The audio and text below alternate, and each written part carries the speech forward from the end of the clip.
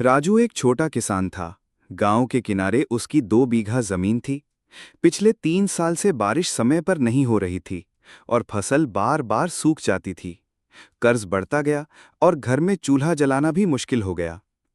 एक दिन उसने खेत में बीजों की बोरी उठाई, लेकिन उसमें बस आखिरी मुट्ठी बीज बचे थे।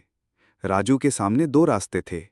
या तो इन बीजों को पीसकर आटा बना ले, जिससे परिवार एक हफ्ते तक खा सके, या फिर इन्हें खेत में बो दे, उम्मीद पर भरोसा करते हुए कि शायद इस बार किस्मत बदल जाए। रात भर वो सो नहीं पाया। उसकी पत्नी ने आंसुओं से कहा, राजू, आज की भूख है, फसल कल की। राजू ने गहरी सांस ली और सुबह सुबह खेत में जाकर वो बीज मिट्टी में दबा दिए। लेकिन किस्मत जैसे मजाक कर रही थी। बीज बोने के बाद भी बादल नहीं आए। खेत सूखते जा रहे थे। गांव के लोग बोले, पागल है, बीज भी बर्बाद कर दिया। राजू का मन टूट गया, पर वो रोज खेत में पानी की एक एक बाल्टी ढोकर डालता रहा। हफ्तों तक ये सिलसिला चला।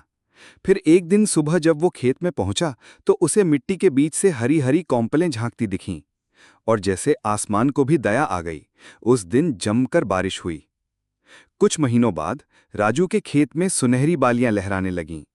फसल इतनी हुई कि ना सिर्फ उसका कर्ज उतर गया, बल्कि वो अगले साल के लिए अच्छे बीज भी बचा सका। गांव के लोग अब उसे पागल नहीं, जिद्दी किस्मत वाला कहते थे। राजू बस मुस्कुराकर कहता, बीज बोना जरूरी है, चाहे आसमान